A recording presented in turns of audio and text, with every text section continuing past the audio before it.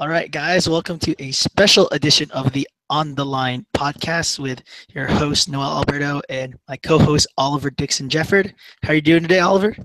I'm good. How are you? I'm doing great. So, obviously, we're going to talk about the ATP and WTA Awards first before we get into our weekly, weekly talk about last week's tournaments, look into this week, et cetera, et cetera. So, start off with the WTA. So, their nominees for their Player of the Year award are Simona Halep, Garbina Muguruza, Yelena Ostapenko, Karolina Pliskova, Alina Svitolina, and Venus Williams. So obviously, each woman has their case for to obviously earn the title. But who's your personal pick to take home the award? Well, there's no person who stands out massively, but I would say Muguruza. She didn't get off to the best start this season, but she's one of only two women alongside Venus to reach the second week at every slam. And she's the only woman to have won a major and a Premier title this year. So that swings it towards her for me personally. Yeah, I agree with you there. And you also have to mention that she was world number one for like a week, couple weeks. Yeah, I think yes, 2 or 3 weeks. Yeah, so she Grand Slam, Premier titles, world number one, second week of all the slams. It looks like it's her case, and that she's a very popular pick. I'm gonna slightly lean towards Svitolina for me though, just because she doesn't have the Grand Slam results. Like she hasn't won a Grand Slam. She hasn't reached world number one yet. There's still Singapore still to play, but I feel like her consistency throughout the whole year is what pushes her over the edge for me over everyone else. Well, yeah, she does have more titles than anyone this year, doesn't she? Yeah, and a few big titles in there as well. So I think you can make a case for her.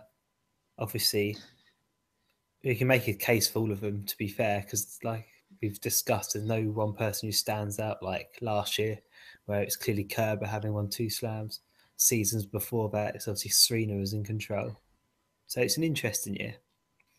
Yeah, most definitely. So we're going to move towards the doubles team. So doubles teams options are Young Yan Chan or Letitia Chan and Hingis, Makarova, Vesnina, and then Maddox-San Safarova, who, even though they haven't played because of Maddox-San's injury at Wimbledon, obviously still have a very, very strong case. Yeah, it's a tough one to call. Obviously, Makarova and Vesnina impressed with the way they won Wimbledon, obviously a double bagel in the final. But I'd say it's probably between Maddox-San and Safarova and Chan and Hingis. Personally, I would say Chan and Hingis mainly because they're a relatively new team. They only started playing together this season, and they've been so impressive. They won, I think, like 8 titles around that much together. Obviously won the US Open title. Hingis is, I think, almost guaranteed to end the year at world number one. Be surprised if she didn't. So I would edge towards them. Yeah, I agree with you there. So Young Yan Chan always before played with her sister Hao Ching Chan or Angel Chan, but then they decided to split, and then they went on to win Indian Wells. I believe that was like one of their first, or even their first tournament together. So obviously impressive there, and then went on to win Madrid, then Rome, and then Mallorca, Eastbourne. So it just they keep racking, and they won Cincinnati. Yeah, they won Cincinnati, and then the U.S. Open. So just a stellar season for them, and then Wuhan as well. So just raking in the titles. So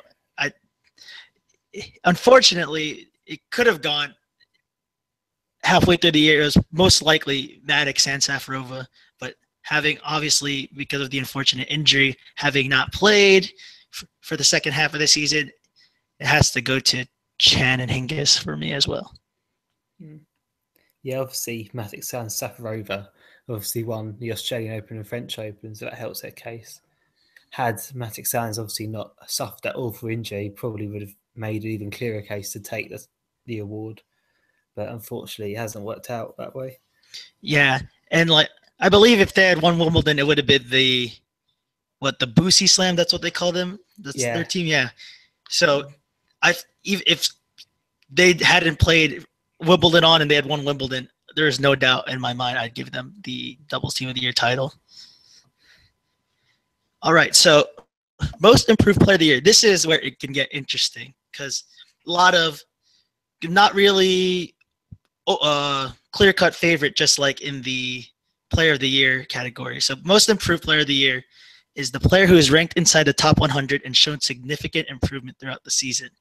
So we have Coco Vandeweghe, Svitolina, Yelena Ostapenko, Kristina Mladenovic, and Caroline Garcia. So Garcia obviously made her big jump up in the last month because of her titles in Wuhan and Beijing and now making Singapore. Mladenovic had her stellar start to the first half of the year, but then has fallen off since then. Ostapenko, obviously the French Open title. Vandeweghe, couple slam semifinals. And then we Svitolina, we know, has the most titles on the WTA this year. So who is your pick? Because it is very, very close to call. Well, I could make a case for Garcia. You can make a case for Ostapenko as well. She's won a slam, so I think that could really be useful for her. But I would say Svitolina. She's gone from being a top 20 player who could like occasionally maybe challenge one of the big names to one of the biggest forces on the WTA this year. And obviously she can still end the season as well, number one. Obviously, she's won a title in the Middle East. She won in Toronto as well. She won Rome. So I would give it to her because I think she's played at a consistently high level. Obviously, I lost in the third round at the Australian Open, but second week at all the other slams, obviously last 8 in Paris, where she could have made it to the semi-final, nearly beat Halep. So I would give it to her because even though her jump hasn't been as big necessarily, I think it's the hardest jump, like cracking into the top 10, and she's really solidified her position there. Yeah, I agree with you there. It's not even the top 10, the top 5. She just showed just consistency throughout the whole year in small and big tournaments, which for some of these top 10 players, it's difficult to crack that consistency, and she's found it. Yeah, absolutely. If you have 5 titles, it's really impressive. I'm not sure if many people are close to that at all. I think the next is like Pliskova and Pavlyuchenkova on 3 titles. So she's set the bar even really high. So it'd be interesting to see. I think obviously Ostapenko's in with a good shout, having won the French Open, and she has had obviously a very big jump in the rankings. But I would personally go for Svitolina because it's about the whole season, not necessarily just one tournament. Yeah, I agree with you there. So Svitolina it is. So now we move to the newcomer of the year, player who made their top 100 debut or notable accomplishments during the season. We have Elise Mertens, pardon the pronunciation for this one, Marketa Vondrasova, Beatrice Haddad-Maia, and Catherine Cici Bellis. So I believe Bellis is the youngest out of them. She's only 18. So, but any of these 4 could take it. Who you leaning towards here? Well, they've all had impressive seasons. I would go for Vondrasova. You know, she was obviously, I think it was only her second ever WTA tournament, maybe even her first. She won in Switzerland. She halved her ranking. She went from 234th to 117th. Consistently moved up the rankings since then. They're all very talented, but she's excited a lot of people this year with that title. She's lost early in a couple of slams, but she's always made a good show, represented herself well. Her performance has been encouraging. She nearly beat Kuznetsova in the first round of the US Open. Had a couple match points, I think. So I think she, of all of them, is the one that's made the biggest mark this season, because I think Catherine Bellis has actually been known for a couple of seasons now. Yeah. So I think looking at this season, I would go for Vondrasova. Yeah, I agree with you there. Yeah.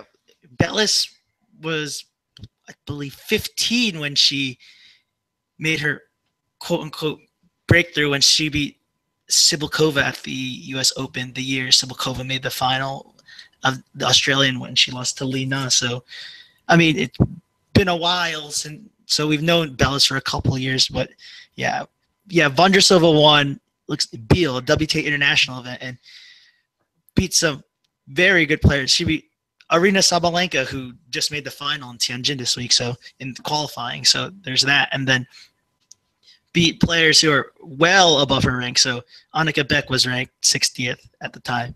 Kristina Pliskova, 58.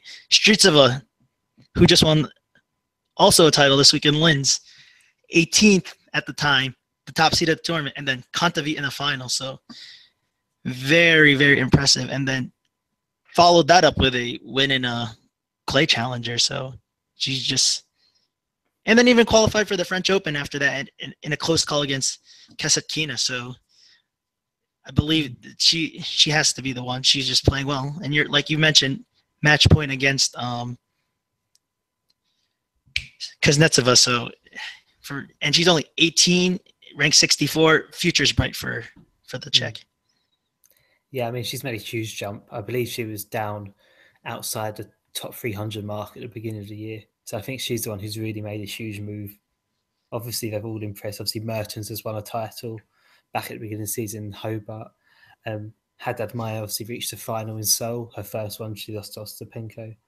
Obviously, Bellis has had a consistent year as well. Has beaten Radwanska. She nearly beat Azarenka in the first round at Wimbledon. But I guess, for me, Vondrousova is the outstanding candidate.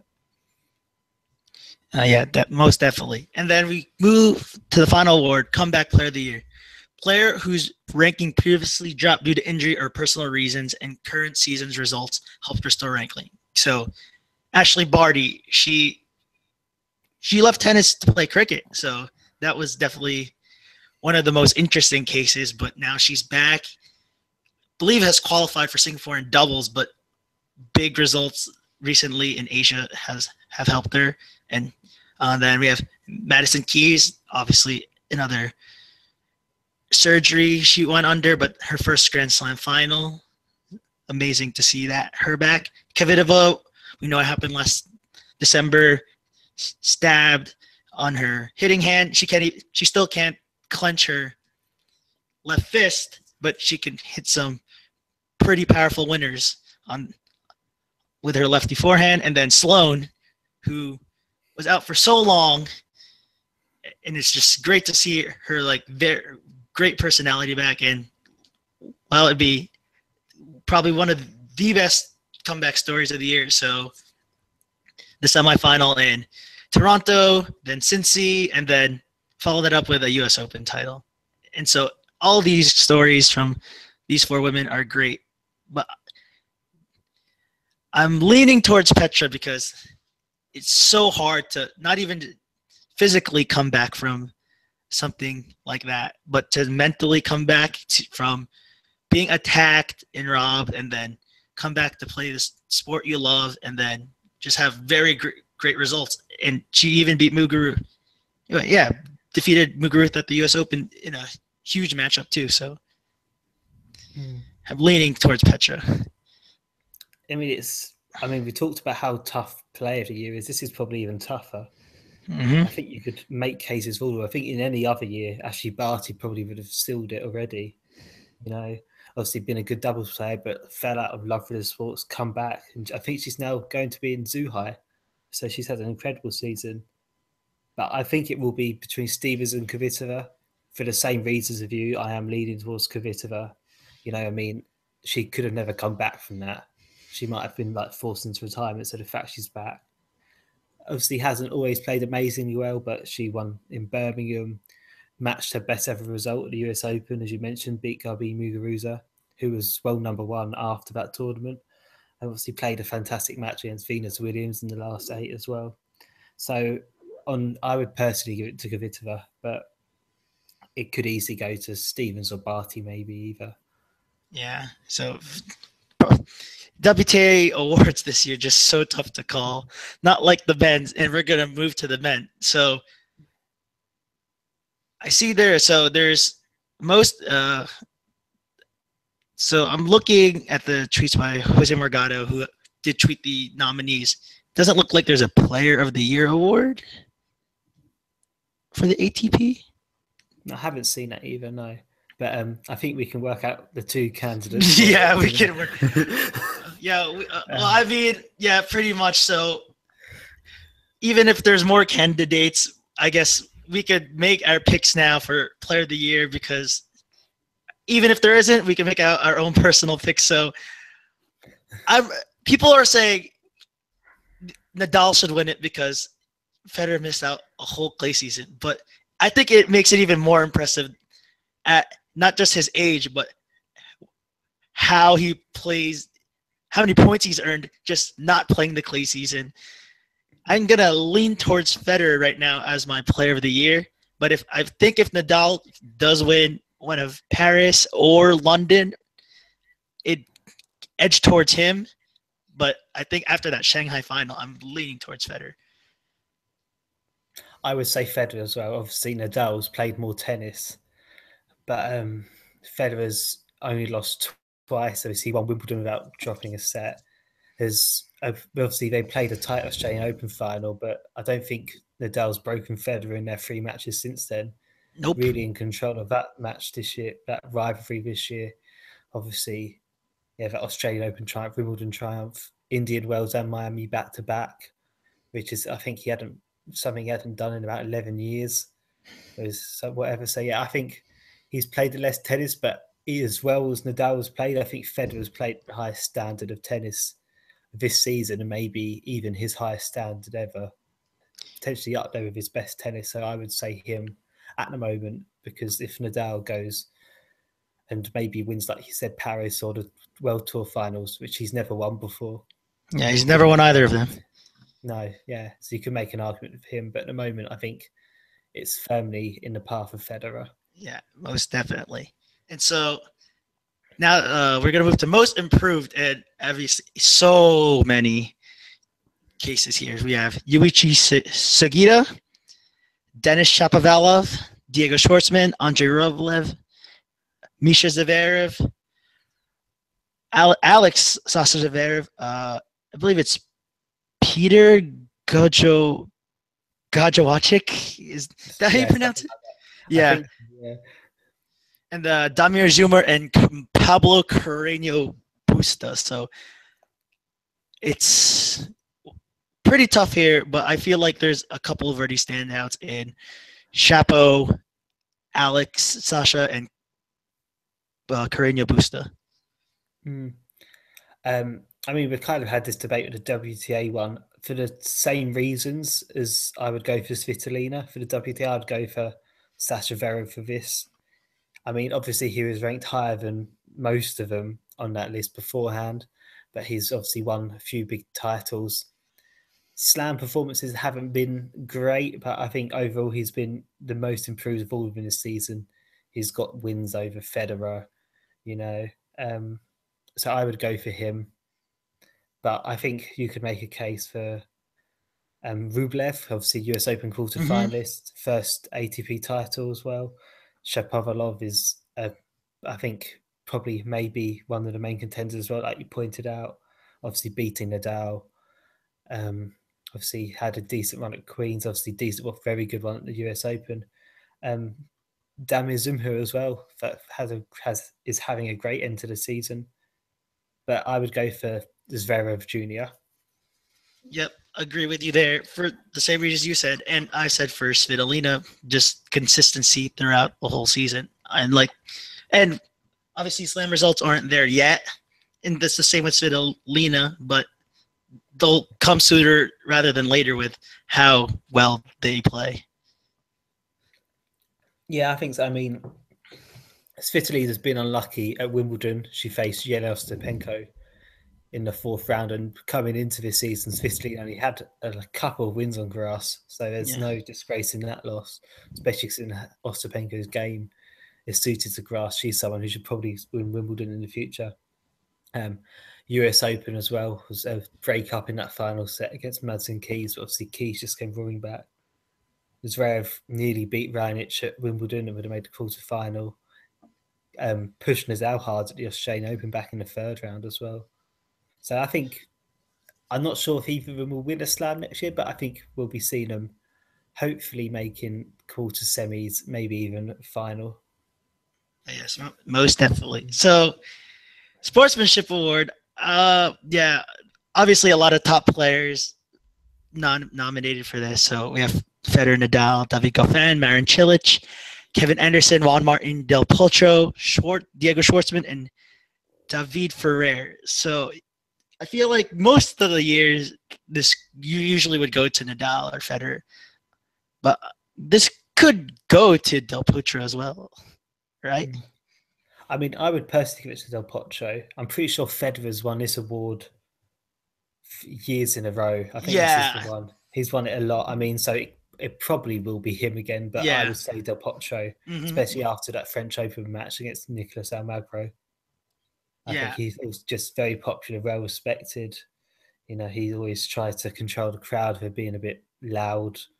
You know, that US Open fourth round match, incredible match against Team.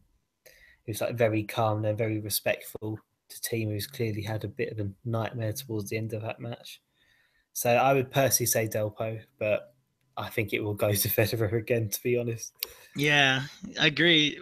We want to see Delpo win it. Like in that team match, it was like pro Argentine crowd felt like a football match out there with like all the yelling and screaming for Delpo, but he made sure they were calm even though the result. And then obviously, like you said, Almagro at the French Open when he had to, when he was devastated by his injury. So he's just an all out great guy, gentle giant. So, but yeah, don't see any. As much as I'd love to see it, Federer is gonna take this award, and he's gonna take this next award too, most likely. But I want to ask you, Nadal not nominated for Comeback Player of the Year. Is it because I know he had, by our standards and obviously his standards, a disappointing year last year, but surely no one thought 2 slams, all these hardcourt finals were coming out of him. Yeah, it's an interesting one. I think the problem is that he did start the season in the top 10, so it's kind of like, is it really a comeback? I mean, I would have, considering looking at who's nominated, considering Federer's nominated. I mean, I know Federer was lower ranked, but they've both played incredibly well this year. It's a bit odd that one of us nominated and the other isn't. So, I mean, I think obviously if Nadal was nominated, Federer would have a better shot of winning. But I'm surprised not to see him on there a little bit. Yeah, I mean, so nominations are Krajinovic, Stebe, Janko Tipsarevic, Kevin Anderson, and Federer. So, I mean, I feel like it could be a clean Federer sweep. You feel? Probably. I mean, I think Kevin Anderson's got a good shot. You know, obviously he was I can't remember what season it was. He had a really good season. He was up in the top 10. Then ravaged by injuries and just, that US Open final, best result of his career, back up high in the rankings again. So a bit like the other one, I would like to see Kevin Anderson win because it's a bit more of a unusual pick maybe. Mm-hmm. I think it's obviously he was down a lot lower than Federer. Obviously Federer's had much more success. But I think it's between them two. It will probably be Federer. But yeah, I like to think that Kevin Anderson has a decent chance of winning. Yeah, I would like to think that too. Obviously, injuries ravaged him and his ranking. And then now, the new Kevin Anderson, who always says, come on now, instead of just the normal fist pump. I think he'll have a shot, but feeling a clean Federer sweep for the awards of sportsmanship and Comeback Player of the Year and Player of the Year. Obviously, Federer cannot be the most improved but those other 3 awards, Federer can most definitely win this year. But obviously, there's still a couple tournaments left to play, to a Masters and obviously the World Tour Final. So things can change if Nadal wins one of those 2, as we mentioned before. So we'll take a short break before we move to our normal podcast beings.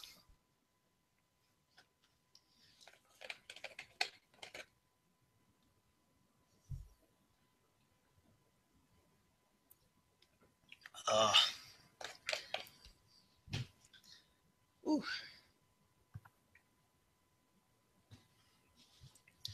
right, let's pull it up.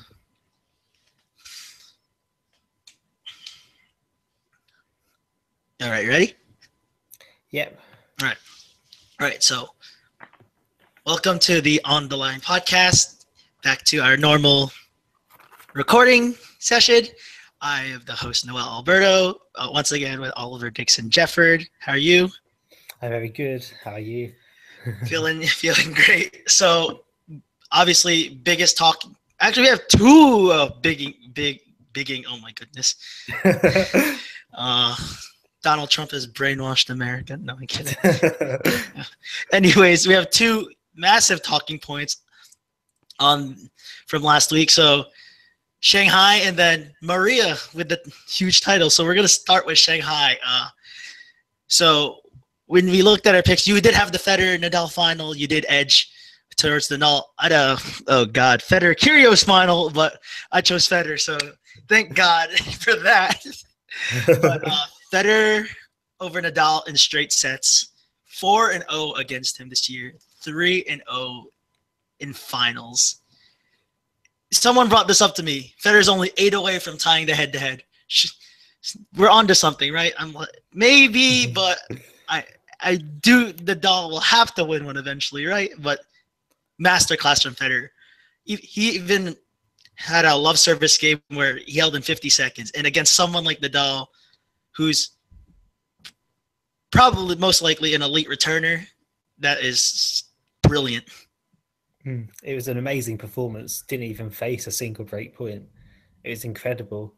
Yeah, I mean, it was just he didn't start off the week playing amazingly well. Tough match against Schwartzman, tough match against Gasquet. Gasquet, someone he's owned in the head-to-head.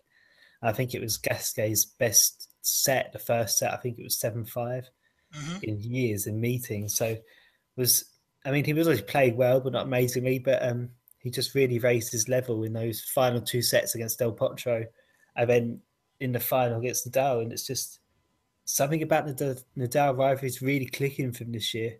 Something that hasn't necessarily clicked in the past. I mean, it's 5 wins in a row now he has against Nadal. Yeah, dating back to Basel 2015. Yeah, obviously 4 wins this season. So I think going back to what you're saying, Nadal surely got to win one. I think the disadvantage he now faces is that they'll never play on clay again. Yeah, I'm not sure if I'm not sure. I mean, Federer says he wants to play at the French Open in the future, but will we ever see him play on clay again? I am not sure. I think he's going to fancy next year. I mean, he's obviously equaled the all-time record for 8 Wimbledon titles. But I think, obviously only Martina Navratilova has won 9 Wimbledon titles. I think if he's playing well, he could equal that, and I think he'd really want that. So I think he would skip the French Open again to get ready for that. So, yeah, I mean, if he has a bad day on hard courts, Nadal could win, but Federer would always be the favourite on hard if they play. So, especially if the fast surface on Shanghai, because I was looking at when I was writing a preview, and on the court index, Shanghai plays the fastest of the Masters events. Yeah, I mean, obviously fast court's always going to favour him. Yeah. I mean, obviously Nadal, you couldn't rule Nadal out, but he has to find some way to hurt Federer. I mean, in the Australian Open final was very tight. I mean, he was only 3 games away from winning that, 3-1 up in the final set. Mm-hmm. But since then, it hasn't hurt him at all. So it's hard to see what he can do, because it's hard to say that he's played badly in those matches. He hasn't. He's just been outplayed. So, I mean, I'm sure he could find something where he improve maybe. But you'd have to. I mean, obviously, I know I did pick Nadal in the end, but that was just because for the final, if they met, because Federer hadn't played in a while. But you'd have to back Federer in the future. Yeah, most definitely. So yeah, brilliant from Federer, and surely. So now this is the next talking point. So every match, Nadal had no tape on the knee, but then he had a knee taped up during the final because of something that may have happened against Cilic. He was like hitting at his knee with his racket after an overhead in the semifinal against Cilic. So right knee taped up during the final.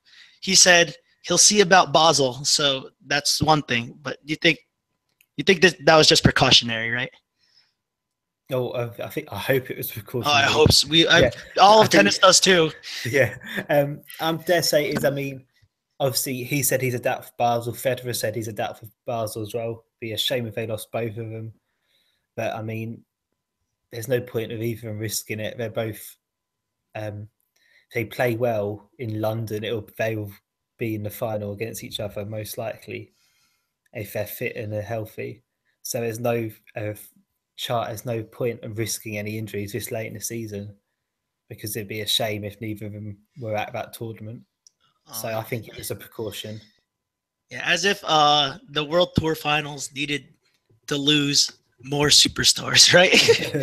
Yeah, it would be a really strange field if. It'd be a fun field to predict, but it would be quite the thing if we had like Team did win a match and took a set off Novak last year, but it would be something crazy if Team or Sasha were the favorites, and then we'd have Carreño Busta winning or something. That would be quite the story. Yeah, I mean, it's certainly more opportunities there already, obviously. Even more if those two pull out. Yeah, so you got no Murray, no Djokovic, no Wawrinka. No Nishikori either. No Nishikori, no Raonic. They're people who've been there a long time, so it's already really open. So it's a precaution. I'm pretty sure they'll both be there. Yeah. But we can have that debate if they're not, because it would be a long one. Oh, boy. Yeah, so got through, obviously, the two main talking points, but we both picked Nick Kyrgios to make it pretty far, and we should have not listened to ourselves because we know about his Shanghai antics history. So this year, upset about, was it a line call and a tie? Was it the tie break? Yeah, but it was tied after first set tie break. Yeah, and so he was upset, and then he looked to his box. He said, "If I lose, I'm done. If I lose the tie break, I'm done." Well, albeit lived up to this word. So lost the tie break, he was done. So it looked to be because he was upset about line calls, the chair, whatever. But then he wrote in a letter it was due to the stomach flu and a shoulder issue. He was fine. He didn't even get his first round prize money because he didn't disclose the problems beforehand. So what are your thoughts on Mr. Kyrgios after another Shanghai incident? Well, it's certainly interesting. Very. It's I mean, he might have been ill. He might have had a shoulder problem. You know, he has struggled with injuries this year. Mm-hmm. Had to stretch. Obviously, he retired first round Wimbledon.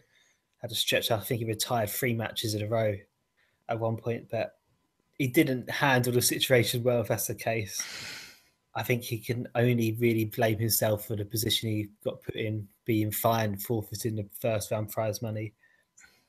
It's just another thing. It's just everything seems to happen just as you think he's getting on track. You know, obviously reached the final in Beijing the other week. It's just something else happens. It is frustrating because, you know, a lot of people don't like him. You know, I think he's okay. I quite like him, but I think everyone appreciates he's very talented.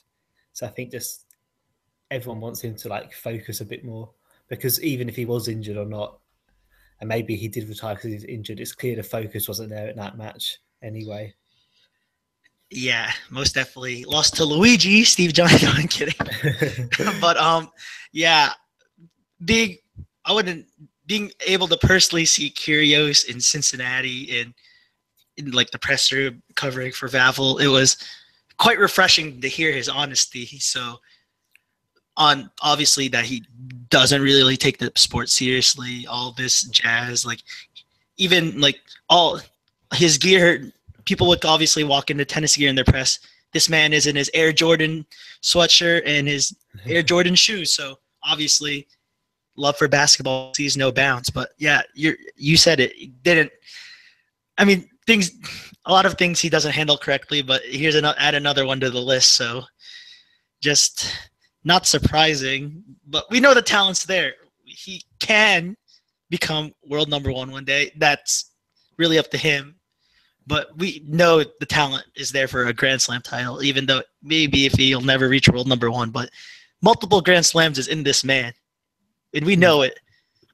Absolutely. I mean, you think, look at his game, you think he's surely got to go in deep runs at Wimbledon again. Obviously, huge serve. But he's obviously just more than a serve. He's got huge ground strokes as well. Yeah. The Australian too. Australian, yeah. Yeah, with the what are the Australian fans called again? The Aussie Army. Yeah, the Aussie Army, something like that. Yeah. I mean, they're mental. I mean, when I went to Wimbledon a few years ago, I saw a Hewitt match, and they were absolutely crazy. And that's on the court too. It was an incredible atmosphere. Yeah. So imagine a whole crowd back in Kyrgios there. Yeah, it was. I feel. I mean, he has at least one slam. A bit like you look, a lot of them.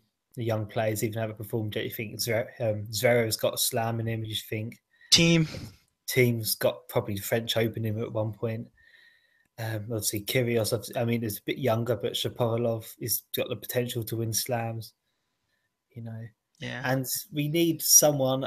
I mean, as great as it is to see Federer and Nadal doing well, and obviously Murray and Djokovic, I think they're going to come back strong. I think Wawrinka could come back strong. I think we do need someone younger to come and win a slam soon on the men's side, because Dimitrov might have a shot at winning a slam, but his time has maybe gone, and the same with Nishikori and Raonic. I mean, I know tennis is getting older, they might have more opportunities, but they seemingly missed the chance. Yeah, and this was a huge year for all of them, and it's just a shame that Raonic was ravaged with injuries, Nishikori was ravaged with injuries, so in a year that no Novak, no Murray, and we have Fedal, Grand Calendar Slam, just a huge missed opportunities for those guys. Absolutely. I mean, you couldn't see anyone beating Nadal at the French Open this year. You couldn't see anyone beating Federer at Wimbledon this year, but the hard court slams, wide open. They were vulnerable. I mean, we saw Nadal didn't exactly storm to the US Open title. Federer, by no stretch of any imagination, stormed to the Australian Open title. Mm-hmm. I mean, if they'd been fit, they'd had a shot. I mean, Nishikori's made the final in New York before. Yeah, he won 5 sets with Federer down under. So he had his shot. I'm sure if he had beaten Federer, he probably may have been the one to face Nadal in that final. Yeah, absolutely. I mean, it's great. I mean, obviously Dimitrov obviously won in Cincinnati. Yeah.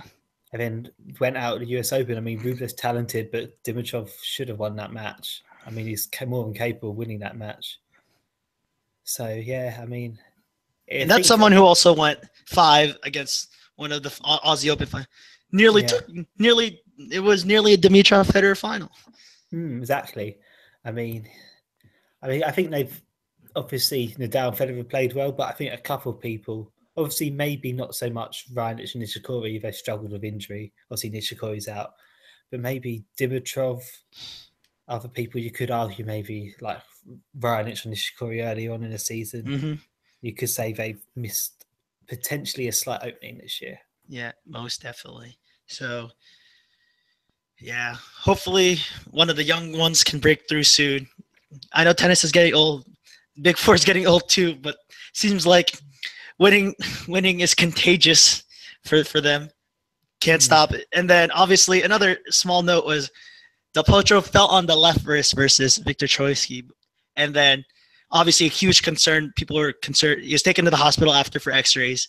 Huge concerns like, will he play versus Federer? And then he did. Took the first set off him. So something minor, right? Hopefully, just like we said with Nadal. Yeah. I mean, hopefully. I mean, I know as far as I'm aware, he's still meant to be in the Stockholm draw for this week. I wouldn't be surprised at all if he did withdraw, like for his precaution. I mean, he did play well against Federer, especially in that first set. So hopefully it was just a knock. It'd be such a shame if he had any more long-term issues again with that, because he's had so much trouble in the past. Yeah, it'd be such a shame to see him go. And he actually, if by some miracle, he practically wins every, because we'll get to this later, but he's playing all 3 weeks indoors. So if he somehow pulls out 1,750 points out of his Del Potro Magic hat that he pulled out, or Magic Beans that they gave him at the U.S. Open, if he can find that once more, he'll be in London. So that'd be quite the story as well. It'd be incredible. So I think that would be him winning every tournament, wouldn't it? Yeah, 1,750. So 250 this week, 500 next week, 1,000 in Paris. That'd be amazing. Yeah, it'd be a push. But yeah, I can't really see it happening. But you never know. Crazy things have happened. So yeah, most definitely. So another massive talking point, and so we're one match away from the all suspension final of Sharapova Irani in Tianjin, but we will settle for Sharapova Arena Sabalenka. But Sharapova wins this one, her first title since Rome in 2015, but most importantly, her first title since the return from her suspension. Must be sweet, right? I think it must be. I mean, you could tell. I mean, the way she was smiling and celebrating, it was like she'd won a slam. And I think that's how it did. I think that is how it felt for her. I mean, it's been so long. I mean, you can debate about whether she should be there or not. You can debate whether she should have even been banned or not in the first place or whatever. But that aside, it's been a long time and it hasn't been easy since she's returned. She's struggled with injury. You know, I mean, obviously she didn't get a wild card for the French Open. So I think it hasn't all gone to plan this year. And I think this will be great for her. I mean, she's has a farewell, a home tournament in Moscow, which I think would be great. Yeah, and first time in what, like over a decade or close to it? I think first time since 2006, 2007. Yeah. Yeah, so about a decade. So yeah, I think nice run there would be set her up nicely for the 2018 season. Yeah, and then looking at the live rank, she's about inside the top 60 now. So no more worries about French Open wildcards. Yeah, by the time French Open rolls around, she'll have obviously about a year back under her belt. So ranking she should be seated and most likely one of the favorites for the only slam she's won twice. Absolutely. I mean, I think his French Open's in late May. She's got plenty of time. I mean, obviously, she's got the disadvantage of she'll be drawn early on against the bigger names in the tournaments before then. You know, she's not going to be seeded for the Australian Open. Unlikely unless she wins Moscow, then wins a tournament right at the beginning of next year. But even then, that'd still be a push. But, you know, I mean, it didn't bother at the US Open to get up against the world number 2 in the first round. So, yeah, she loves that big stage, so it won't be a problem for her playing it. I mean, anyone seeded? No, I mean, I would be very surprised if she's not seeded by the French Open unless she has more injury trouble. Yeah. But I think she could even potentially be top 20 seed. I don't think she'll be back in the top 10 by then. I think she probably will be back in the top 10 at some point next year. Probably, I'm guessing around the US Open time. Yeah, maybe. I mean, it's barring injury, obviously. Barring injury, obviously, she's bothered by injury in the past. She's been bothered by injury quite a bit this year. So we'll have to see. But I think she's playing well. She is playing quite well. And obviously, sometimes there's the rustiness in there that doesn't help her. But yeah, the tennis she has played when she has been fit has generally been quite good. Yeah. I mean, also, even though she played well at the US Open too, she was a set away from the quarter final? Yeah, against Sevastova, right? Yeah, lost in the 4th round. Yeah. So yeah, a set away. So no doubt that she has the fire. Oh, we know she has the firepower, but the game and everything else to compete for the Grand Slam titles. And then obviously Sabalenka, 19 years old, huge to make a final, vaults up the rankings to 76, a career high. Yeah, I mean, she's younger than me, which is a bit depressing on my part, to be honest. I mean, yeah, I'm 23. I see all these. I see Rublev. I see Chapo. Don't worry. Even when I was 18, I see these people. I'm like, wow, look at all what they're doing. I'm just studying. No, I'm kidding. But yeah, pretty impressive for her this week. Yeah, very impressive. She did play a good final. I mean, it went on for over 2 hours. She could have easily won it. She could have won it, yeah. 4-1 up in the first set, 5-1 up in the second set. I think that's where Sharapova's experience showed. Obviously, that was her 36th title. She's played so many finals over the years, so many big finals as well. But very encouraging, also very encouraging for the Fed Cup final, because, the US are the big favourites of that. But if she can play like that, I mean, she will give Belarus a good chance. Yeah, most definitely. And I don't think we're going to see Azarenka in that Fed Cup final either. So, I mean, but Belarus have gone on a magical run. So why not just complete the magic run with one more upset, right? Absolutely. I mean, this has been a year of surprises on the WTA. I mean, obviously, the US, you guys will have to draw on hopefully getting some big plays. Maybe I don't think Venus will play. But I do think it'll be Maddie, Coco's, maybe Sloane. Yeah, that's the three I was thinking. But, Belarus, I mean, I'd be very surprised if Azarenka's there. I think Azarenka's, for reasons beyond her own control, it's a shame because it would have been big. I think it's in Belarus, isn't it? The final. Yeah, Minsk, in the capital as well, indoor hard court. So, but I mean, I think they've obviously got Sabalenka, they've got Gavotov, they've got Sasnovich, which obviously not a high-profile team, but there's the talent there. I think if you catch the likes of Keys or Stevens or Vandeweghe on a bad day with the crowd behind them, they could do it. So I think this is good for Sabalenka's confidence because she was key in getting them into the final against Switzerland. She picked up a couple of good wins there, beat Basinski, I think. So, yeah, I think she could be a big part. Yeah, so we will get to that Fed Cup final when it comes around. So obviously great for Maria. It'll even be better just to obviously see her in Moscow for the first time this week in a long time. So going to be a brilliant homecoming for her. Absolutely. I mean, the reception is going to be crazy. I mean, I don't think there'll be many empty seats. I mean, obviously there's a lot of Russian players always play there. Obviously Kuznetsova won last year, not playing this year, but she's a bit higher up on the stardom power. Oh, most definitely. Not only worldwide, but, in Russia. I mean, she's very proud to be Russian as well. So it will be an incredible atmosphere, especially if she wins and she gets deep into the tournament. Yeah, why not just cap off the year with a homecoming title? Why not? Because that would be just what Maria would want.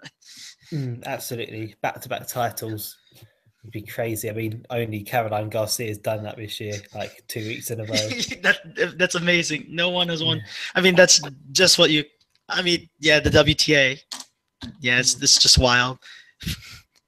Yeah, Maria would love it, obviously winning in front of a home crowd, but that'd be a huge statement. 2 tournaments in a row. Yeah, and a huge statement heading into next year, too. That she is here. Yeah, she's also physically holding up over 2 weeks, which is what you need to do to win slams. So, yeah, I think the more I think about it, the more I think she does have a shot at winning a slam next year. Beforehand, I kind of thought she'd struggle. But big week this week, and I think she sets herself up nicely. Yeah, definitely. Especially considering, obviously, Serena's coming back. Obviously, not the greatest matchup for her over the years, with the exception of 2004. Yeah. But, obviously, Serena's ranking Serena's ranked about 25th, 26th at the moment. Yeah, pretty impressive, even though she's only played the Australian Open. Yeah, obviously, only 2,000 points goes a long way. Yeah. But, obviously, there's the pressure on Serena there. I know we're going on the tangent bit but if she defends her title in Melbourne, she's still only at that ranking. Yeah. So if she loses any points, she drops down further, so she could be further down. So the draws will be interesting.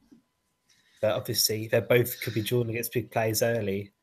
And, if Serena loses to someone early on in the third round or whatever, and Maria's still in, she'd really fancy her chances.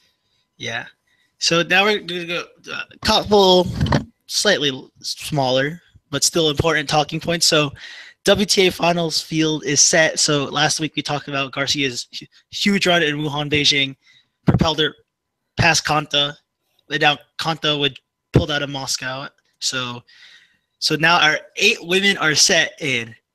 Let's see if I can get this. Muguruza, Svitolina, Pliskova, Halep, Ostapenko, Wozniacki, Venus, and Garcia. I did get it.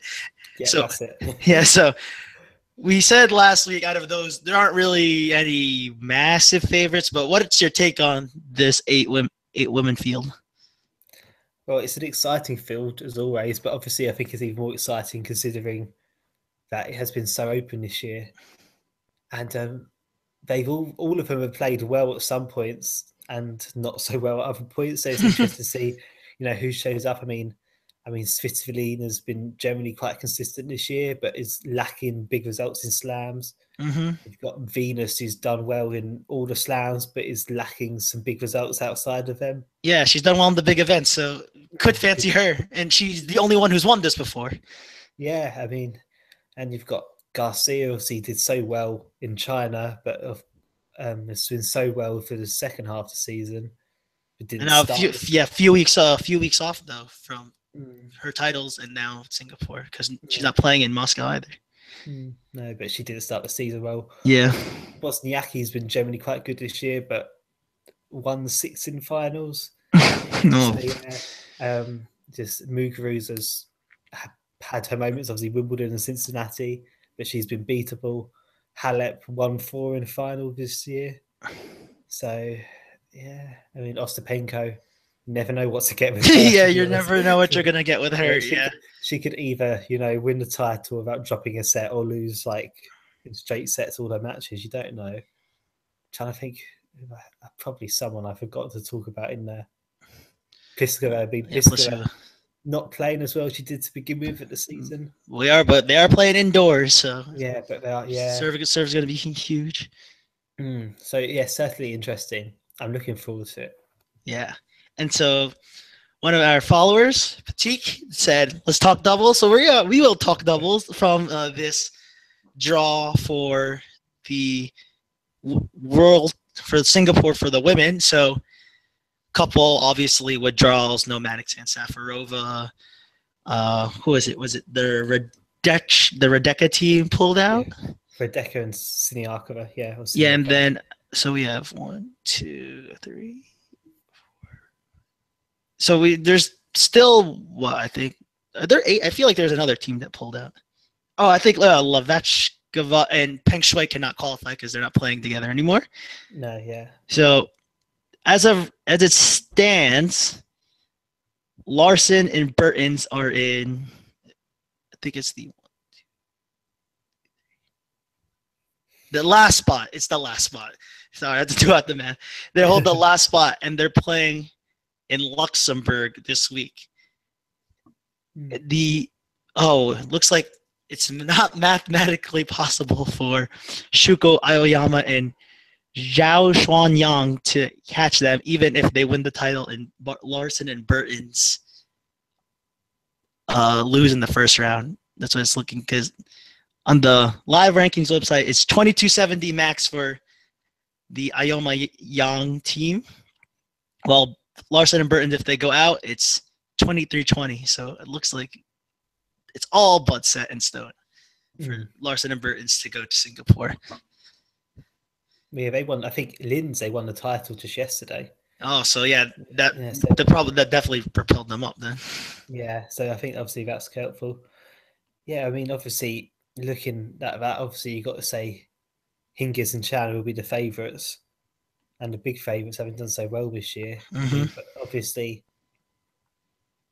Makava and Vesnina always seem to play pretty well at the big tournaments. Some exceptions always seem to show up there, made quite a few Grand Slam finals together now. So it'd be interesting. I don't think, unfortunately, the doubles is really promoted enough at that. Yeah. I think maybe because they have like a normal format, they don't do the group stages. Yeah, I did. That's what I preferred. I don't really get to see much doubles, and a lot of us actually don't get to see much doubles as well outside the slams. It's not really advertised, but what I really like about how back a couple of years ago and what the men do in the World Tour finals is they get a round robin format. So you get to see some high quality, fast paced tennis and a lot of net action, which you don't see in singles with all the baseline rallies, et cetera, et cetera. Yeah, I think they should probably introduce a round robin, to be fair. It would make it, I think, more open, obviously, and it makes it more interesting. I mean, if you look at the singles draw, it's always interesting when you get to like the final stages. you've got to try and work out what people have got to do based on like how many games they've got to win or if they've got to win a set. So I think they could just really build it up, the Yeah. excitement. Yeah, definitely. Yeah, see how your math is after the Singapore after two matches each round robin in Singapore. So we will see. But yeah, looks like Larson and Burton's are set to go. But I mean, doubles in general. Obviously, you said Hingis and Chan, Vesina Makarova, obviously the two favorites. But they're doubles. If you're on fire on your day, just like in singles, you're probably gonna end up winning. So we have the favorites, but it's gonna be open. Absolutely. I mean, obviously Hingis and Chan are the favourites, but obviously they didn't win the French Open. They didn't win Wimbledon, where they had opportunities. So it'll be interesting. They're not like massive favourites. They are the favourites, notable favourites, but it's not set in stone. Nope. So now we move to probably for a couple of men, or not a couple, but a few men who are chasing spots at the O2 at the World Tour Finals, the most tense part of the year in the European indoor season. So we start off this week in Moscow for the Kremlin Cup, but we also have Stockholm and then Antwerp, the 250s. Then we have next week Basel and Vienna, the 500s, and then Paris. So 3 weeks to make the push. So obviously most tour final spots are set. Cilic is soon to get one because all he needed to do was make it the Shanghai final, and he was in. Dimitrov soon to get one. But then now we have Goffin and Carreño Busta, who currently hold the last two spots. Kevin Anderson, and Sam Querrey are the current alternates. And then we have Del Potro, Kyrgios, Berdych, and Bautista Agut with all outside chances. And then notable players playing all 3 weeks are Goffin, Isner, Carreño Busta, Kyrgios, and Del Potro. So we worked out the math, guys. 1,750 points if you win all 3 weeks. Highly unlikely, but who do you think from those names of Goffin, Carreño Busta, Anderson Querrey, Del Potro, Kyrgios, Berdych, and Bautista Agut are going to London as for sure in the draw? Well, the one that stands out for me is Goffin. Obviously, 2 titles recently. Looking at the Antwerp draw, it's his home tournament, which should help him. I think he is the favourite. I think he will qualify. I'd be surprised if he doesn't. The rest of it's pretty open. I mean, it's really hard to call. I think, obviously, looking at Moscow, Carreño Busta's playing. He's a defending champion, so he knows how to play well there. So I think he probably has a really good chance there as well. So I would edge towards Goffin and Carreño Busta, which is, like you said, is the 7th and 8th at the moment. But then it could so easily change. It's really hard to tell. Yeah, I mean, it's just so many people in contention. It's really crazy.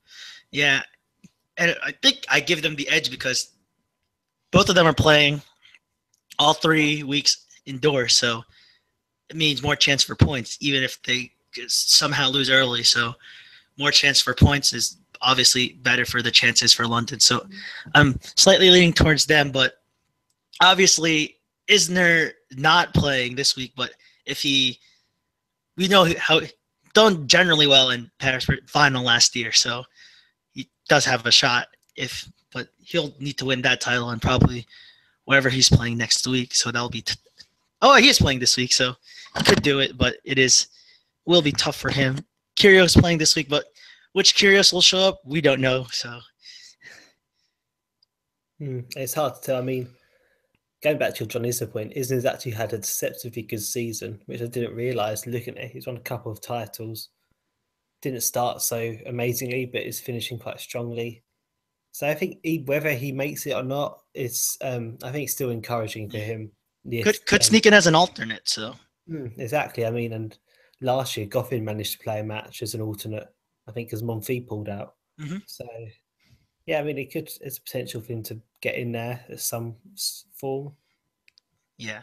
So, and then the other talking point from this European indoor swing would be, so obviously we mentioned it earlier, the big tournament in Basel next week, Federer and Nadal, you said both doubts, but Federer, Nadal still up. Looks like, yeah, still 1,900 points up on Federer. Now, both of them, no points to defend for the rest of the season. But for Federer, it would be 1,500. So he's down 1,900, but he could max out at 3,000 points.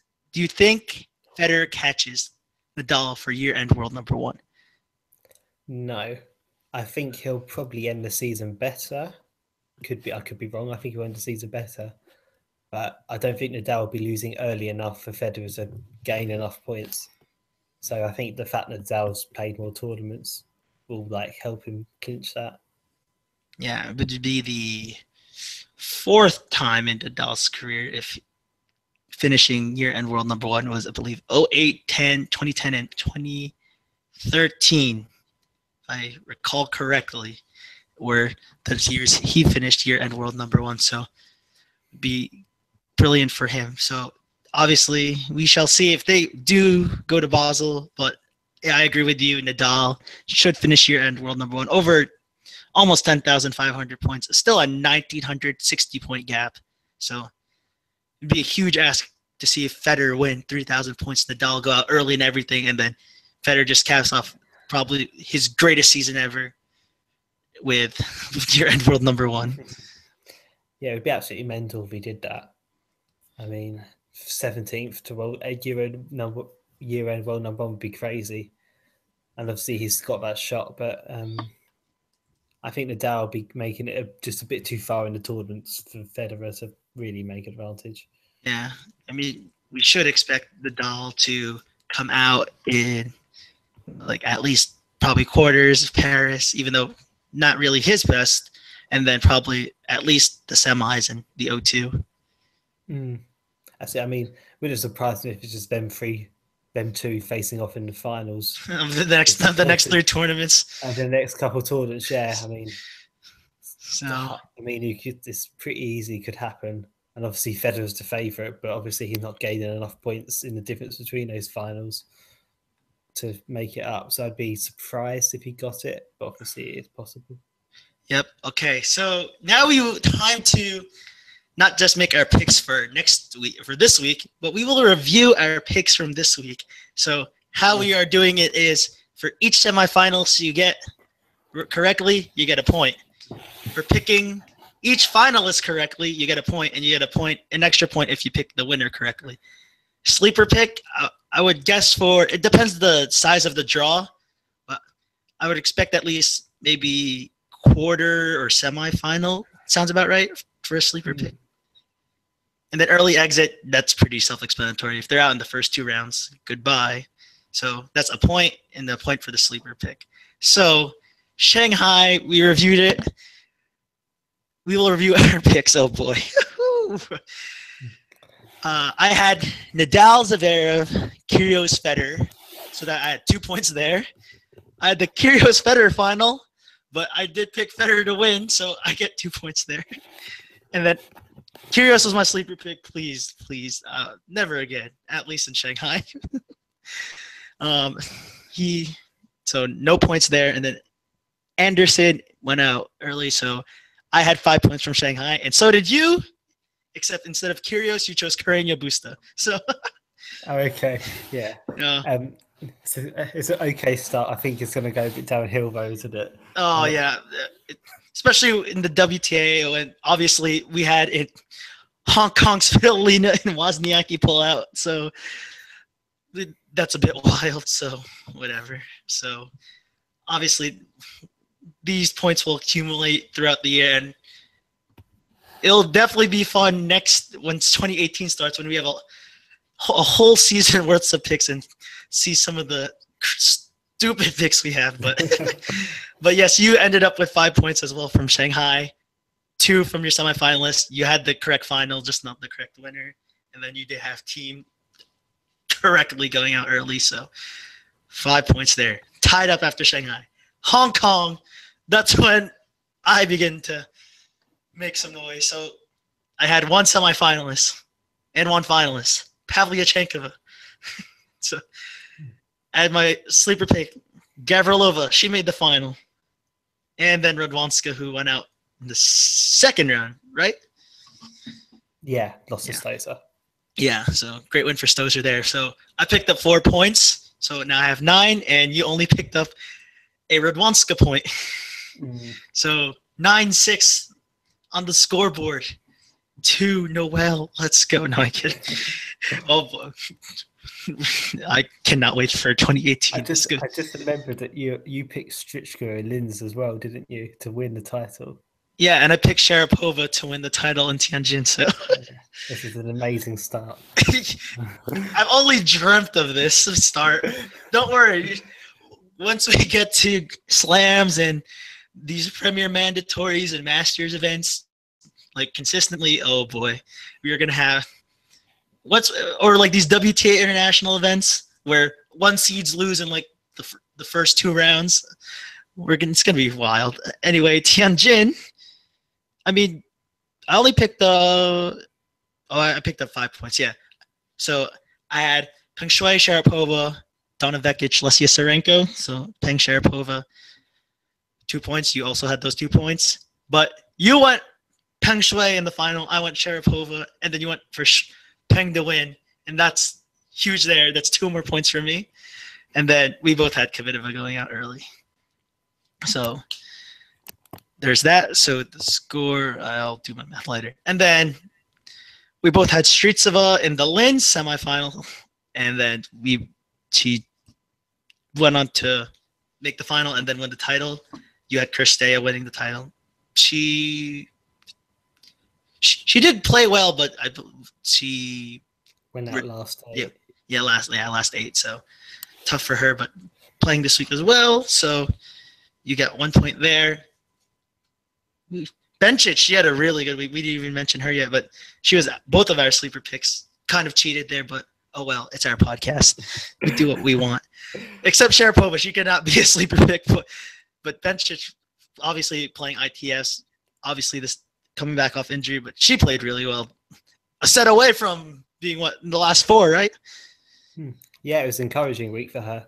Good to see her playing well. Interesting to see how next season goes. Yeah, she's another one that makes it interesting. I don't think anyone would fancy playing her early on. Because she's got the talent if the fitness is there. So it'd be interesting. Yeah, and then we actually never said it out on the last podcast, but we both picked correctly. We discussed this after. Don't worry, guys. We're not cheating. We don't want to cheat in our own podcast, but I said Bertens to go out early. You said Niculescu, who was actually playing at the time.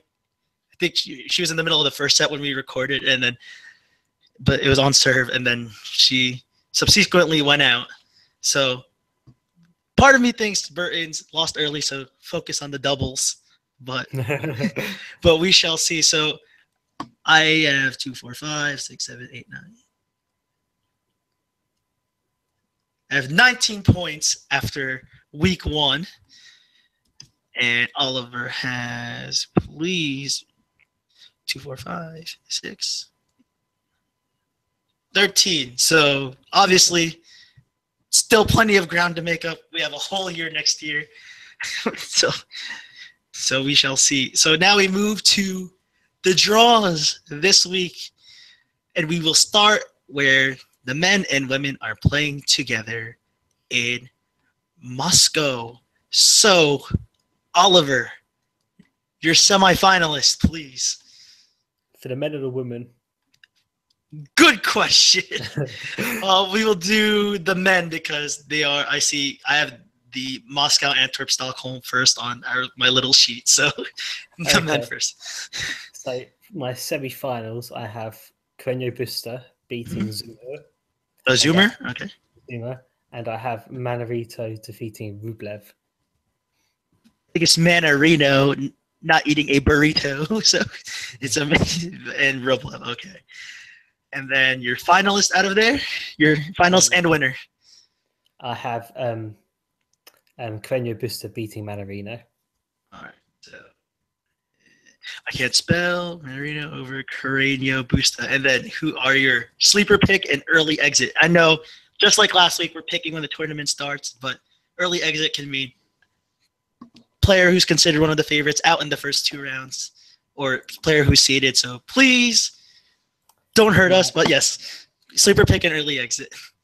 My early exit is Ramos Vinolas. He's one of the highest seeds. I think he might even be second seeded. I think he will lose early. Yes, he is second seeded. Yeah, I think he'll lose it. And my dangerous floater, I mean, he's a sleeper pick. He is the 8th seed, but Karen Khachanov, because he hasn't played amazingly this year. But actually, hate to break it to you, but he actually withdrew. So new sleeper pick, please. Yeah, lucky loser Alexander Bublik got in his place. Oh, okay. I'm very disappointed. I didn't see that. I don't know now. I mean, Koric lost as well, didn't he? So. Oh, of course. Yeah, he lost the duty. Oh my goodness, 3-2. I don't know with this Borna. I don't know. He needs to find the Borna identity. No, I'm kidding. Anyways. Okay. Andrei Seppi's in the draw. He can put out a big result. So I'll go for Seppi. All right, Seppi. All right. There's no way I'm getting 19 points this week, but if I do, I'll be pretty impressed. Anyways, my semifinalists are also Carreño Busta, Zoomer, and Rublev. And this draw is. I'm going to say Lucas Rosol. I want to be different. I don't want to just copy you. So, all right. My final would be. Yeah, I'm gonna go the same final. I'll go. Oh no, I can't have the same final. What am I saying? I'm going the Rublev Carreño Busta final, and I'll go for the young Russian to win in front of his home crowd. So, 2 titles for the teenager this year, and would be quite the year for him should he do it. And my sleeper pick is going to be. I'm going to go Daniil Medvedev. Obviously, big Russian, big game. I mean, yeah, a lot of these young Russians who are coming up and coming, very tall, about between 6'6", 6'9", have huge game and could work in their favor, especially indoors, even though he would play Carreño Busta in the next round. So we shall see how Medvedev does. But he does have to get through Kuznetsov first. Early exit. I don't know. It's going to be tough. I'm going to go Manarino. Go away for a view.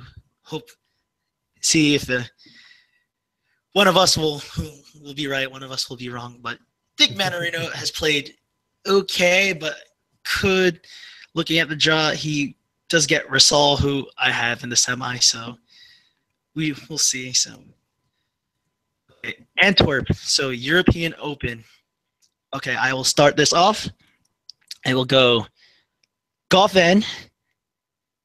Oh, this is going to be a tough call. Ferrer, Chapo, and Schwartzman in the same quarter of the draw. That is fun.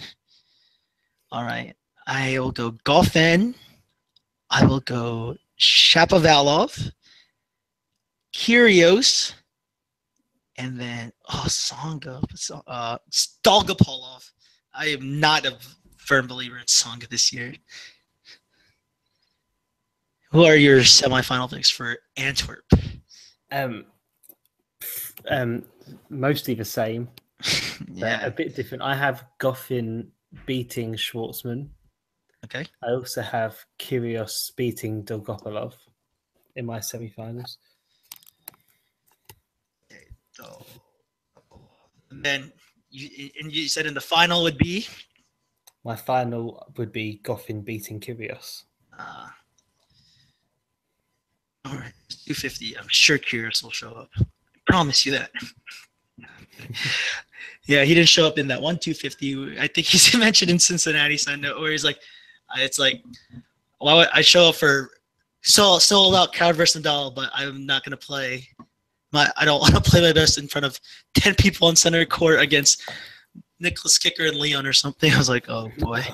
But I'm sure he draws a crowd, so I'm sure he'll be fine. All right, your sleeper pick for Antwerp, please. Shapovalov. Of course, yeah. He very, very popular with his slightly turned hat. And then your early exit. I have a feeling I know who it is, but I'll let you say it. Who do you think it is? Either Benoit Paire or Pablo Cuevas, because Tsitsipas is playing pretty well lately. The first one, right? It is Benoit Paire. Yeah. 7th seed. Joao Sousa in the first round, then maybe Gerald Donaldson in the second round. I can't see him winning both those matches. Yeah, I actually have Donaldson as my sleeper pick. He's quietly, I mean, obviously doesn't have the results. Chapo, Rublev, obviously not the results Sasha has, but he's probably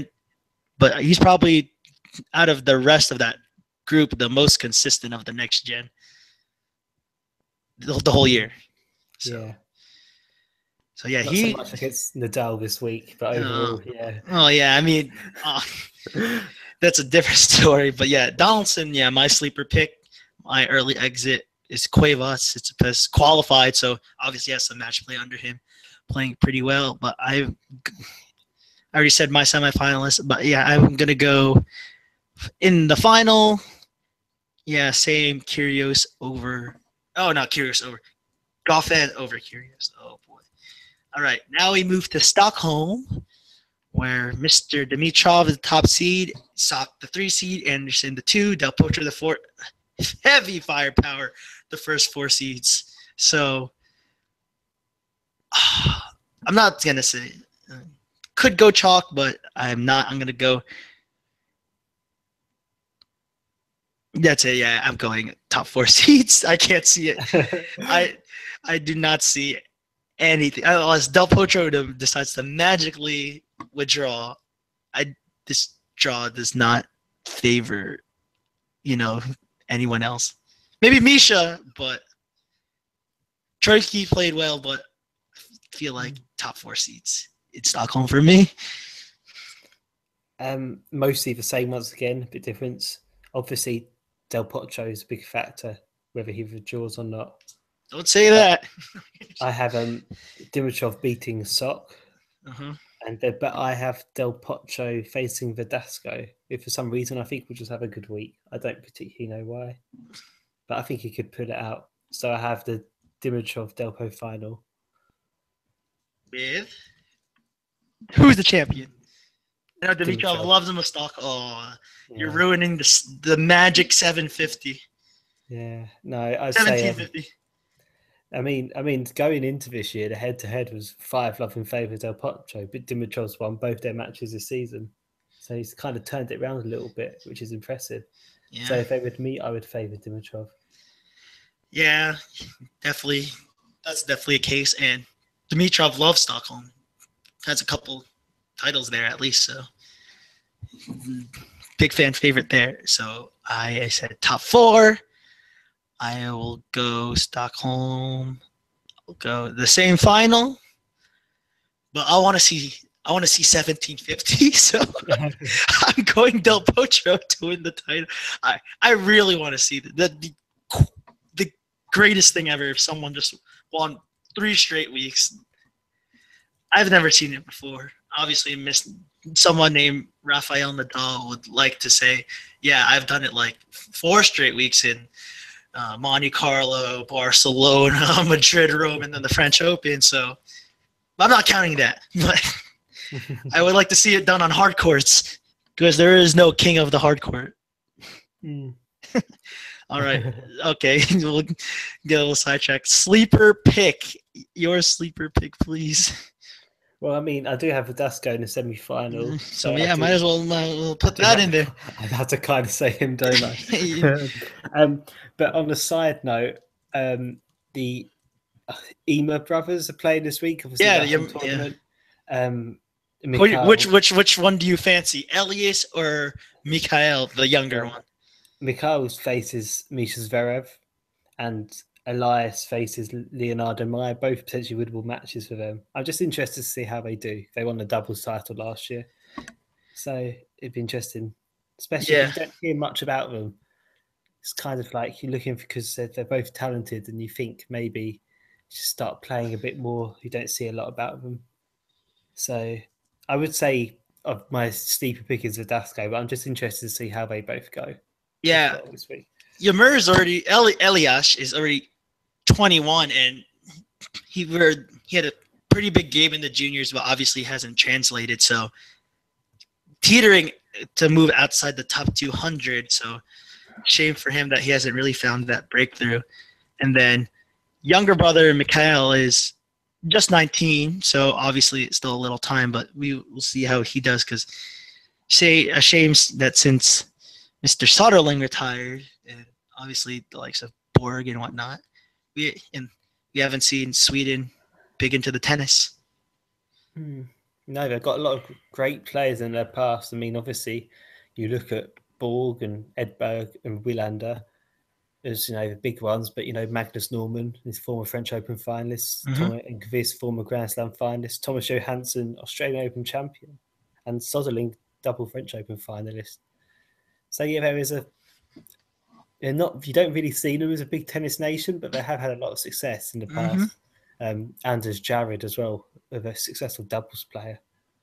So yeah, it would be nice to see them back up there. Yeah, most definitely. Okay, so God, once again a little sidetrack, but who is your early exit? I do have Misha Zverev. Yes. I mean, potentially Mikhail Ymer in the first round, but then I think it could be Victor Troicki after that. Yeah, that's So tricky. yeah, Zverev is fifth seeded, so I don't see him going too well this week. Mm-mm. So likewise there with you, and then my sleeper pick. Yours was obviously the man you picked at the the semis. Sugita had a very good year, but he could potentially play Baghdadis. Shout out to our buddy James, who big Marcos fan. But anyway, Sugita, he's had a very good season. I believe top 40 now. So that's how. I mean, Yeah, obviously, season's been crazy, but props to him for being just getting there. So I think he could make some noise. Potentially Delpo in the quarters. He's just consistent when he needs to be. And that's just annoying when you're playing points because you want to try and finish it off. No, he'll get it back. So going Sugita as my sleeper pick. And now we move to the Moscow women. Also Luxembourg's there. So guess we're not closing in yet. But yes, our Kremlin Cup women's predictions, where Kristina Mladenovic, surprisingly as how bad she's played for the second half of the year, is the number one seed. Yeah, guess who's my early exit? Kristina Mladenovic. Yeah. I mean, she on social media, she's said she's feeling well again. Turned out she had the knee issue, which she aggravated at Wimbledon, and then remembered that was at the same court that Matic Sands suffered her horrible injury earlier in the day. Yeah, I think court 18 or something. So yeah, that's really derailed. Obviously, Matic Sands is going to be out for a long time, but obviously that court's derailed Mladenovic a little bit. But no, I think she has to be my early exit.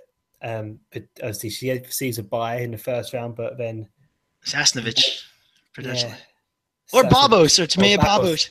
So former partner Babos has been had an up and down year, went on a pretty bad losing streak at one point, but she won a title on her home soil. She reached the final in Quebec not that long ago, so I think she either her or Sasnovich. Yeah, they're going to cause her trouble. Yeah, that's tough.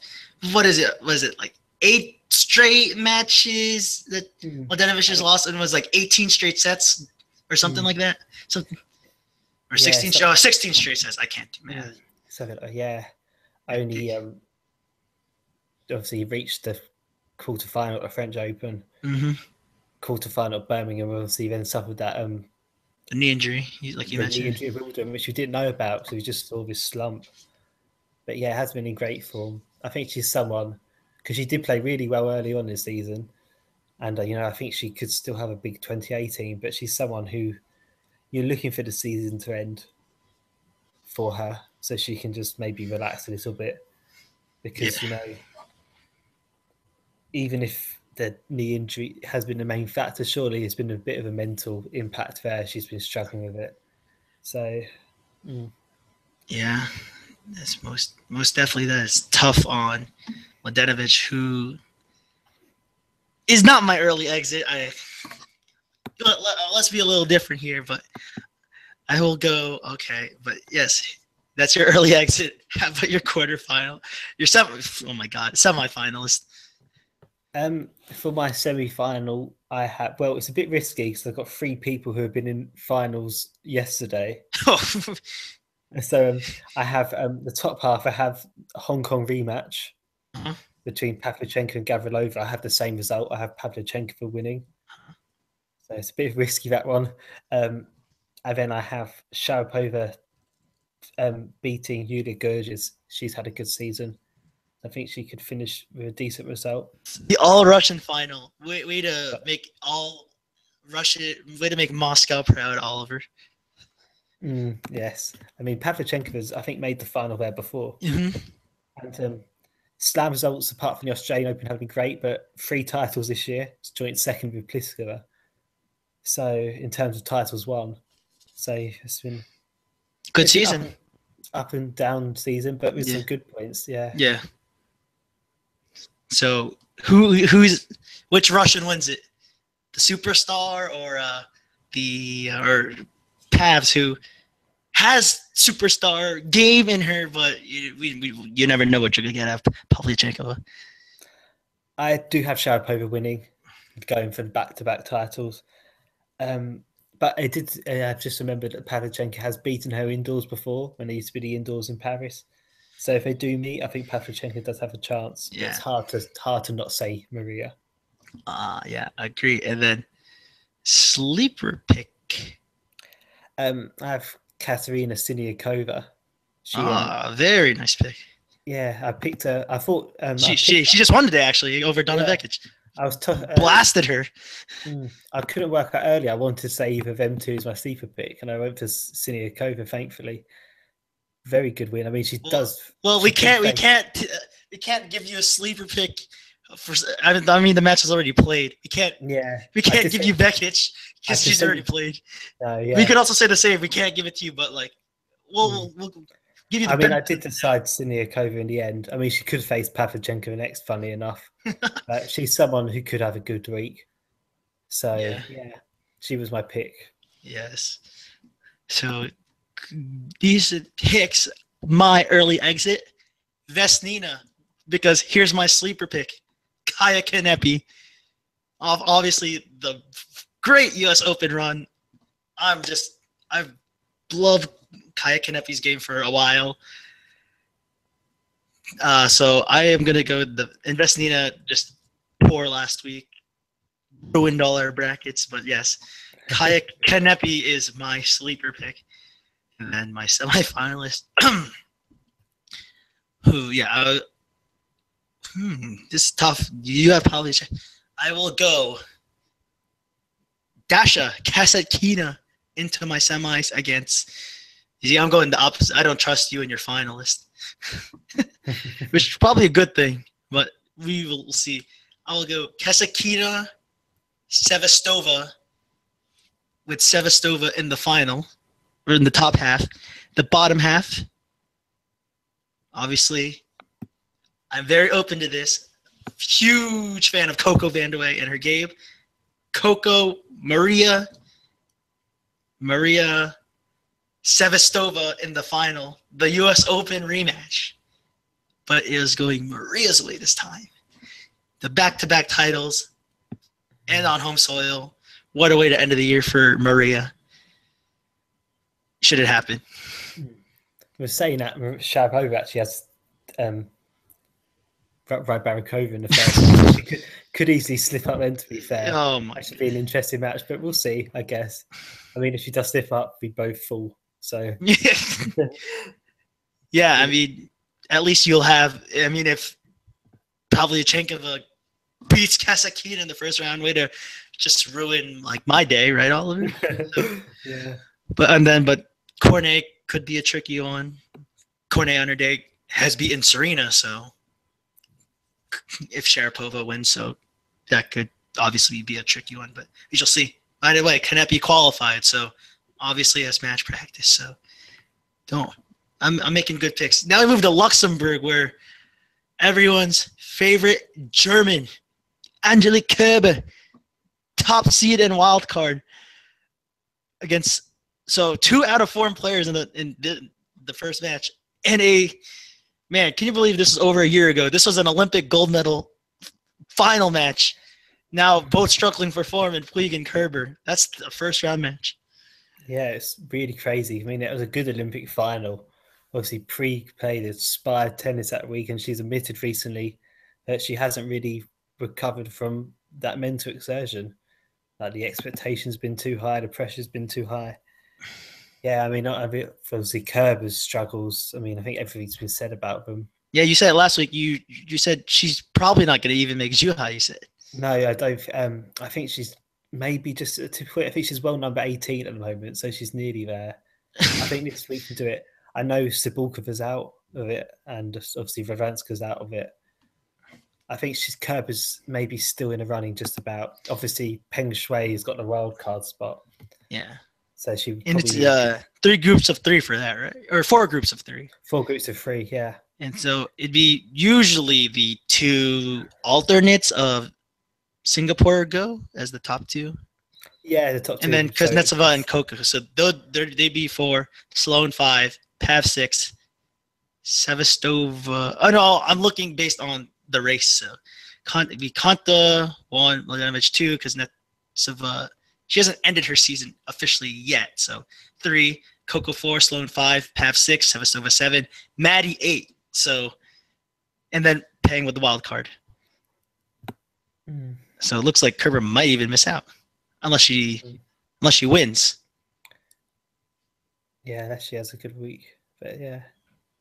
So yes. So who are the picks? Well, for the semi-final, I do have Kerber in the semi-final, but I actually have her losing to Elise Mertens. Mertens actually won Love and 2 today. It's a great start. Good form this year, real breakthrough person. Mm-hmm.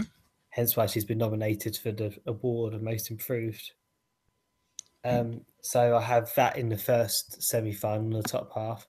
The bottom half, I have Petra Martic, who played well at both Wimbledon and the French Open. Tricky match against Andrea Petkovic to begin with, but I think Petkovic is clearly not her best anymore, sadly. Mm-hmm. So I have Martic beating Beatrice Haddad-Maia in the second semi-final. Man, I started with the Haddad-Maia pick last week, and way to just copy me. No, I'm kidding. So Martic, Haddad-Maia, and the other semi-final. Let's do that. And then who said Martic over Haddad-Maia and the other semi? Yeah. Okay, so Martins or Martic for the title. I've plumped for Mertens. Very nice pick. Another friend of ours, Jake Davies, will be very happy to hear that. Anyways, sleeper pick. I guess it'd be Haddad-Maia. She's a 7 seed. She is seeded, but that could. Yeah. But when the defending champion Monica Niculescu was unseeded.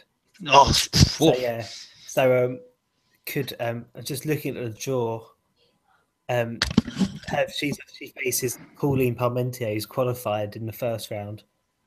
If she wins that, she's meant to face 4 seeds Varane Sestao, but Sestao is a step down to Cepeda Rui. And so I'm just interested to see, obviously, Niculescu played very well there last year. Beat Petra Kvitova, I think, 6-4, 6-love in the final. So you couldn't really rule her out doing well again. Uh-huh. So that would be my sleeper pick for this week. All right, early exit. We know Bouchard is not seeded, and we cannot pick her as her early exit, even though she loses in the first round all the time. But who is your real early exit? Would it be, you can't say Kirsten because she's down a set now. No. Technically, I think I'd go for second seed Kiki Bertens. Yeah. Mm-hmm. Obviously, potentially tricky match against Alatova to begin with, and then if she wins that, it would be either Petkovic or Martic. Then yeah, so I would have to go for Kiki Bertens there. Yeah, and she's also, like I said, in the doubles draw, and she's all but set for Singapore. You don't want to ruin those chances by getting injured or something, which is why the Svitolina Wozniacki pulled out of Hong Kong last week. Make sure they're fine for Singapore. And my picks are... Okay, I know we make fun of Bouchard, but is she actually playing right now in the first round? Or not yet? I'm not actually sure. I don't know. I kind of want to see, just because we just went on a roast of her, and she's in poor form, and it just speaks volumes that she's been in poor form. She's still a top 7. She's in the top 70 still, so that's just a side note. Well, she had an encouraging start to the year, didn't she? Oh, yeah.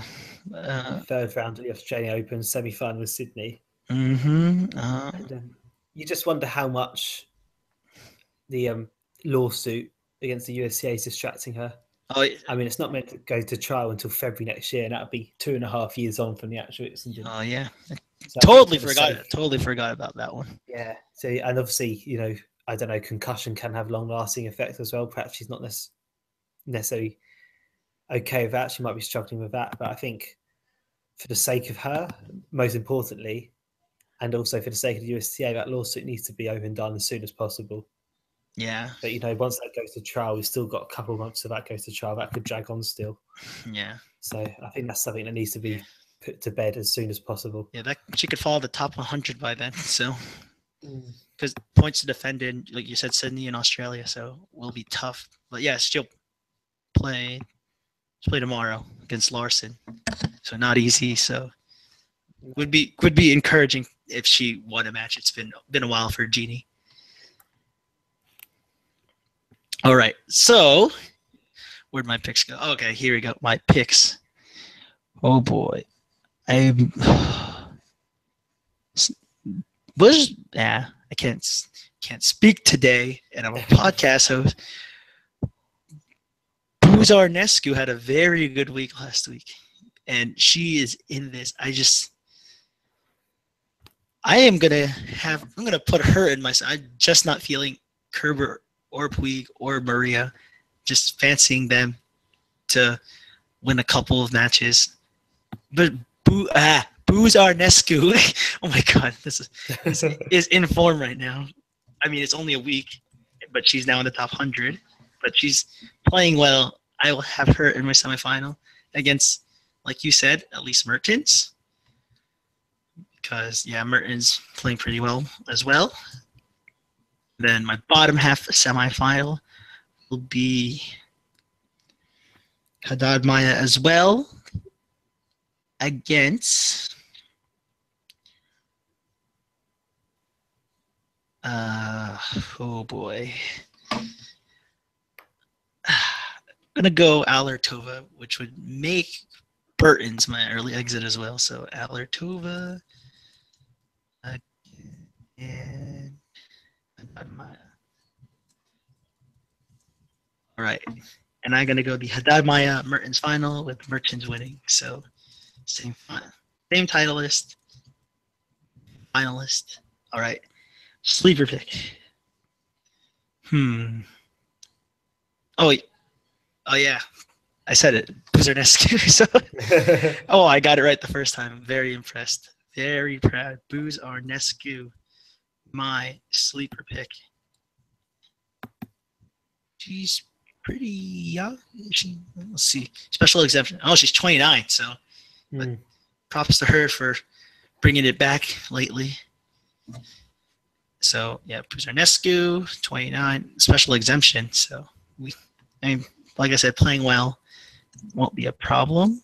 Buzarnescu. And then early exit is Kiki Bertens. So lots of tennis to cover next week. We will be on. So Oliver, where can we find you on social media? At Oliver DJ. Oh God, always forget. It's depressing. It's a long one. I'm gonna find Twitter. That's what you get for changing it all the time. Where for me, it's just been not First Noel the whole time. At Oliver DJ 98 lower dash SJ. Yeah, underscore SJ. Okay. All right. I am at not First Noel, and then our Twitter handle is on the line. Or the On the Line Pod, actually. On the Line Pod. Yeah, On the Line Pod. Yes, your Twitter is at On the Line Pod, and then obviously you could find both of us at Vavel USA Writing. We're obviously with lots end of the season coming up. We're gonna both be getting out lots of content. I believe Oliver has a couple player profiles for the WTA finals coming up.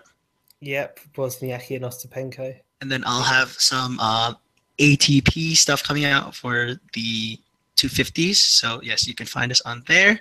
Give us a follow. And we will obviously ask you guys some more Twitter questions or topics. But we hope to all see you next week. Have a good one.